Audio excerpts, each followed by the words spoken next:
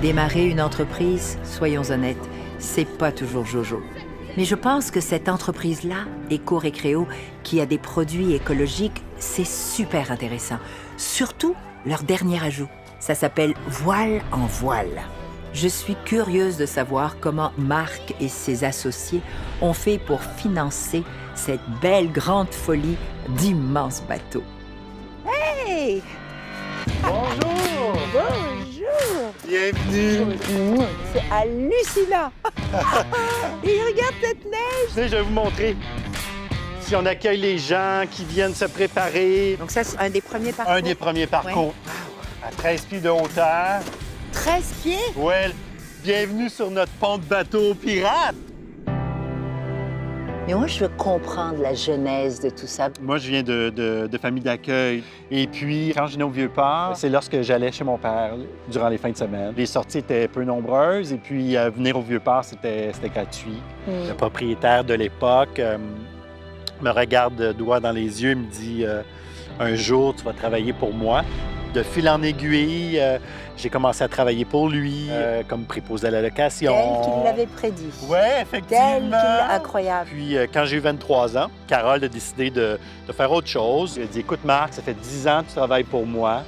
Je pense que tu es la meilleure personne pour reprendre mon entreprise. Il l'avait vu, lui. C'était comme un rêve inaccessible parce que j'avais pas de sous. Mais tu as travaillé pour, là. Oui, tout à fait. Et puis, tranquillement, c'est devenu comme une autre famille pour moi. La famille que tu n'avais pas. Exact. Tu as encore une de ces idées assez rocambolesques. Voilà en voile est né d'une idée avec deux de mes amis. Nicolas, lui, avait déjà travaillé pour moi comme gérant. Et Jean-Philippe était un ami de longue date. Où j'étais rendu dans mon cheminement d'entrepreneur, un projet comme ici, je ne pouvais pas le faire seul. De l'idée aux deux collaborateurs, comment tu fais pour concrétiser tout ça? Nicolas et Jean-Philippe ont cette étincelle qui permet de croire que tout est possible. On est des papas à la base, donc on se disait on devrait créer un parc d'aventure pour la famille où nos enfants comme nous, on aurait du plaisir à y aller. T'es en train de me dire que vous l'avez fait pour vous?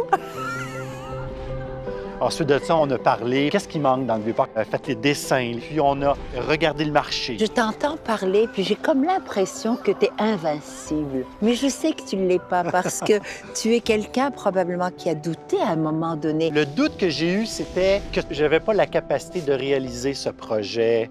Vous avez investi personnellement? Vous avez fait quoi, là? Évidemment, on investit personnellement dans l'entreprise, Oui. mais on a fait la ronde de financement que tout bon entrepreneur peut faire. Et comment Évidemment, ça a été? On attend encore certains retours d'appel d'institutions financières après 5 ans, mais Investissement Québec, c'est notre partenaire principal.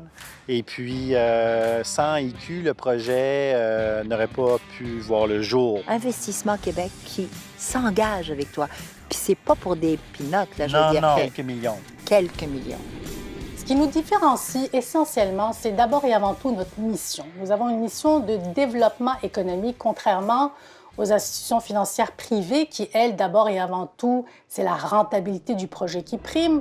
Et bien entendu, on est un prêteur qui prend beaucoup plus de risques. Le plus gros risque dans un projet comme celui-là, c'est qu'il n'y a pas d'historique. Des institutions financières avaient refusé de nous appuyer. Mais tu sais quoi, je peux comprendre parce que c'est vraiment un gros risque qu'ils ont pris parce que toi, t'as rien de concret, là. T'as pas d'acquis. On vend du temps. Vous vendez du temps, alors que généralement, on prête sur du tangible. Vous étiez préparé, la passion qui vous animait, mais c'était aussi la personne que tu avais en face de toi. J'ai le goût de m'engager dans un projet comme ça quand je travaille avec des gens qui ont une vision d'affaires. Donc, le volet humain est très important. Donc, eux avaient aussi la tâche de vendre le projet à Tourisme Québec. Et que derrière tout ça, il resterait une entreprise viable. Dans un environnement comme le Vieux-Port de Montréal, on le sait, c'est une zone avec un attrait touristique particulier. Et donc, venir avec un projet aussi novateur qui va faire la fierté du Québec, pour nous, c'était un projet qu'il fallait absolument accompagner. Évidemment, on attendait ce coup de fil. Je me rappelle quand j'étais avec Jean-Philippe et Nicolas, puis quand on a reçu l'appel d'Investissement Québec en disant « C'est beau, Vous l'avez eu. Ça nous prend un numéro de compte de banque pour déposer le chèque. Ça sonnait le coup de départ. Vous étiez sûr de ça, là? Il n'y avait pas de plan B.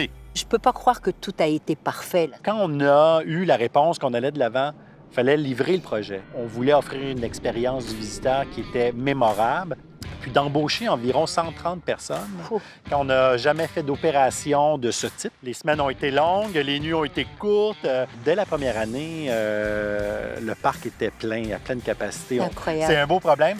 Et effectivement, les entrepreneurs avaient raison d'être aussi audacieux et ambitieux et de venir nous rencontrer pour le projet, puisque l'année 1, il y a eu une surcapacité. Investissement Québec était là pour notre phase de croissance. Ah, ils sont Donc, quand même... Ils sont encore partenaires. Tu sais, on pense souvent que les entrepreneurs, c'est de l'argent qui nous intéresse, hein. Oui, ça doit être profitable, mais ce qui te motive, c'est ce rêve de faire que les familles se retrouvent. Vivre une expérience qui va être mémorable. Inoubliable. Je sais que vous êtes impliqués, toi et tes partenaires, dans des CA. Dans le fond, nous, on s'était donné comme mission d'appuyer le camp, de leur remettre 100 000 par année pendant 4 ans. On est impliqué aussi avec le service d'hébergement Saint-Denis. Quelque chose avec toi, là. Oui, c'est une auberge du cœur qui vient en aide aux jeunes itinérants de 15 à 21 ans. Mais j'étais un ancien résident de cette auberge-là à l'époque. Puis je suis présentement président du conseil d'administration depuis 20 ans maintenant. C'est quoi la prochaine étape? On veut croître, on veut ouvrir d'autres parcs au Canada anglais, aux États-Unis. Pour eux, le statu quo n'existe pas. Et donc, ils sont venus nous solliciter à plusieurs reprises pour agrandir davantage l'offre qu'ils proposaient. On s'entend que c'est un rayonnement pour le Québec au complet. De cette perspective-là, j'estime que c'est mission accomplie. Lorsque je circule sur le site, et puis qu'il y a des gens qui attendent en file, puis que je passe à côté de ces immenses bateaux-là, je suis encore ému de ce qui a été accompli. Je trouve que le Québec est beau. Tu sais d'où tu viens? Tu redonnes quand on a la passion. Ça donne quoi? Ça donne un entrepreneur comme toi, avec du cœur. J'ai juste envie de te serrer dans mes bras et de faire un câlin. Ah, mais avec plaisir!